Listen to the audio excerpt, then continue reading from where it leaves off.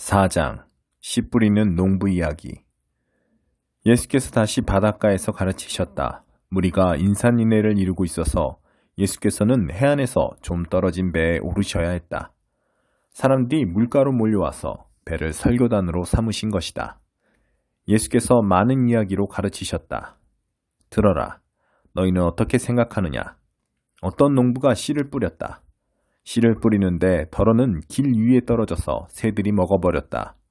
덜어는 자갈밭에 떨어져서 금세 싹이 났으나 뿌리를 내리지 못해 해가 뜨자 곧 시들어버렸다. 덜어는 잡초밭에 떨어져서 싹이 났으나 잡초 틈새에 짓눌려 아무 소용이 없었다. 덜어는 좋은 땅에 떨어져서 무성하게 자라 농부가 생각지도 못한 큰 결실을 맺었다. 너희는 듣고 있느냐? 정말로 듣고 있느냐? 예수께서 따로 계실 때 그분 곁에 있던 사람들이 12제자와 함께 그 이야기에 대해 물었다. 예수께서 그들에게 말씀하셨다. 너희에게는 하나님 나라를 아는 깨달음이 주어졌다. 너희는 하나님 나라가 어떻게 되어가는지 안다. 그러나 아직 볼 줄 모르는 사람들에게는 모든 것을 이야기로 풀어나간다. 마음을 준비시키고 마음을 열어 깨닫도록 주의를 환기시키려는 것이다. 그들은 눈을 떴으나 하나도 보지 못하고 귀가 열렸으나 한마디도 알아듣지 못하며 돌아서지도 않고 용서받기도 거부한다. 예수께서 계속해서 말씀하셨다. 이 이야기가 어떻게 되어가는지 알겠느냐? 내가 하는 모든 이야기는 이렇게 이루어진다. 농부가 말씀을 뿌린다. 어떤 사람은 딱딱한 길가에 떨어진 씨와 같다. 말씀을 듣자마자 사탄이 그 속에 뿌려진 것을 낚아채간다. 또 어떤 사람은 자갈밭에 떨어진 씨와 같다. 그는 처음 말씀을 들을 때는 아주 뜨겁게 반응한다. 하지만 성품의 토양이 얕다 보니 감정이 식거나 어려움이 닥치면 아무 쓸모없게 되고 만다. 잡초밭에 떨어진 씨는 천국 소식을 듣기는 듣지만 해야 할 온갖 일과 갖고 싶은 것에 대한 염려로 짓눌려 있는 사람을 가리킨다. 스트레스에 숨이 막혀서 들은 곳조차 아무 소득이 없다. 그러나 좋은 땅에 뿌려진 씨는 말씀을 듣고 품어서 생각지도 못한 큰 결실을 맺는 사람을 가리킨다. 받는 것보다 주는 것이 더 낫다. 예수께서 계속해서 말씀하셨다. 집에 등잔을 가져와서 통 속이나 침대 밑에 두는 사람이 있느냐? 탁자나 선반 위에 두지 않느냐?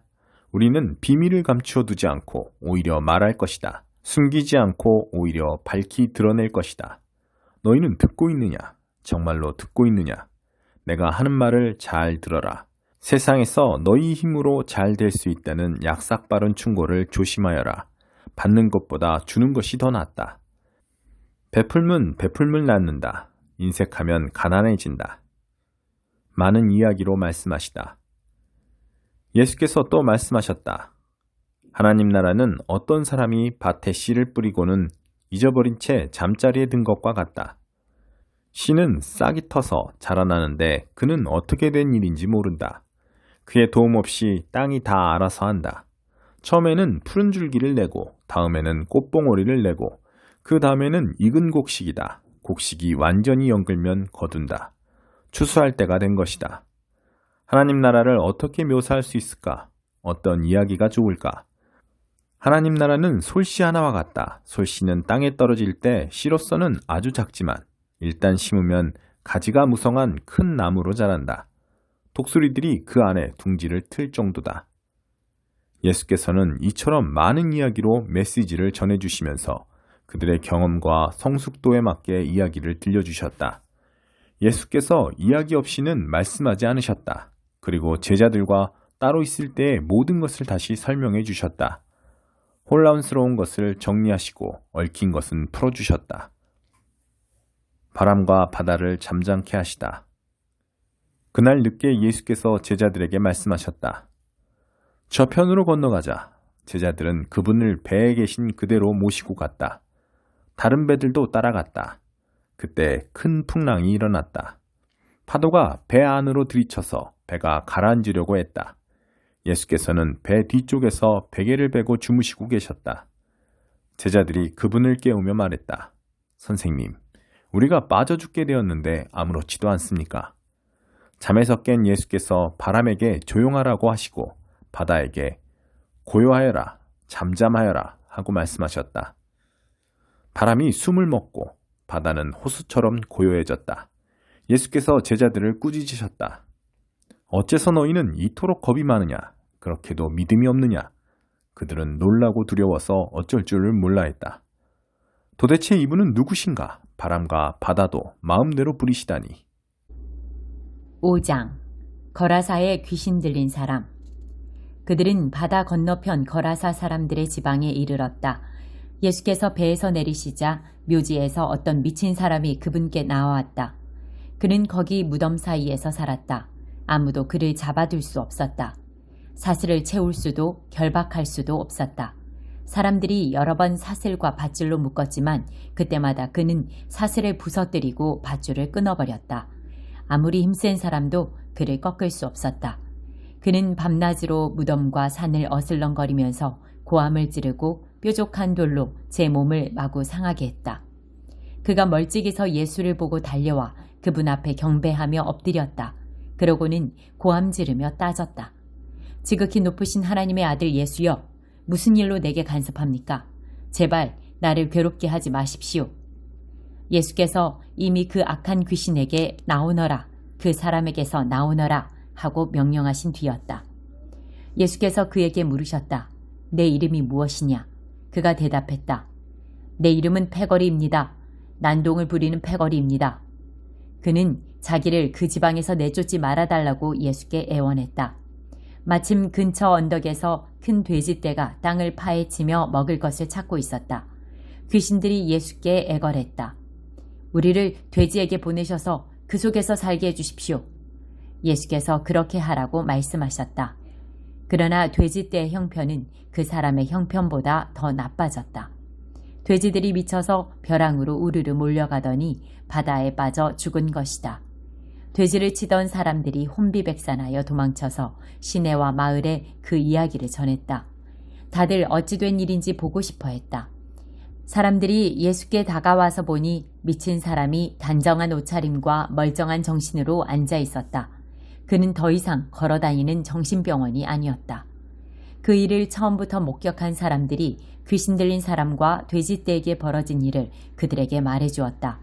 그들은 처음에는 두려워하다가 나중에는 언짢아했다. 돼지들이 익사한 것 때문에 기분이 상했던 것이다. 그들은 예수께 그곳을 떠나 다시는 오지 말라고 당부했다. 예수께서 배에 오르실 때에 귀신한테서 놓인 그 사람이 자기도 함께 가게 해달라고 간청했으나 그분은 허락하지 않으셨다.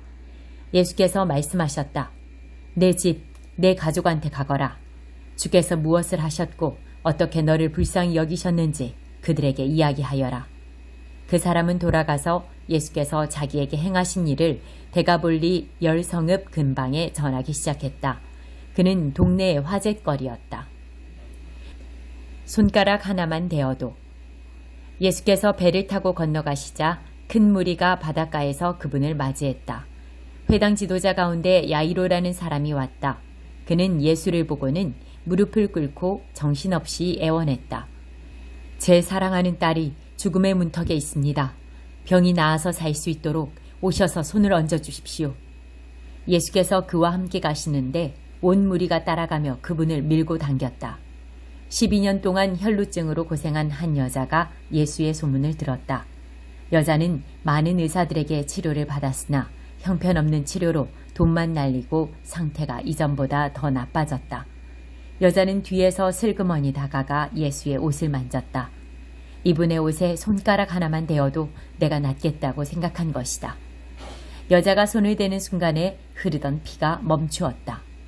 여자는 변화를 느낄 수 있었고 자신의 병이 깨끗이 나은 것을 알았다.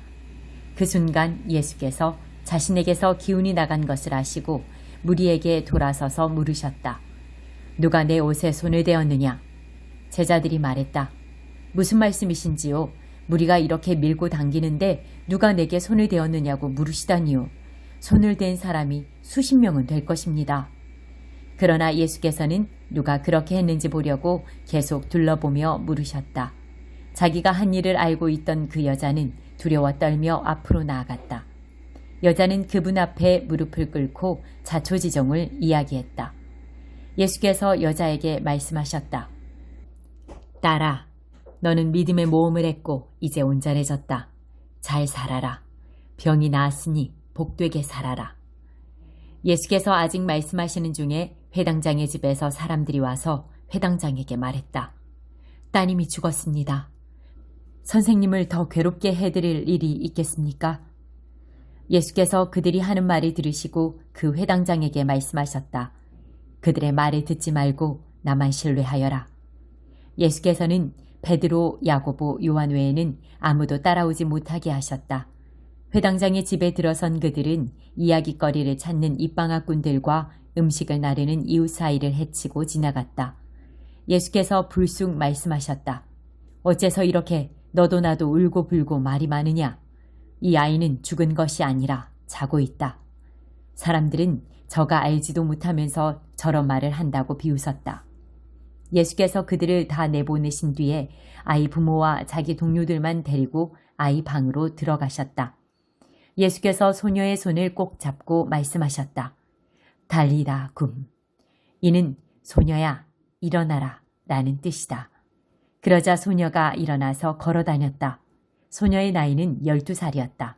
그들은 모두 기뻐서 어쩔 줄 몰라 했다. 예수께서는 그 방에서 일어난 일을 아무에게도 알리지 말라고 그들에게 엄히 명하셨다. 그리고 아이에게 먹을 것을 주어라고 말씀하셨다.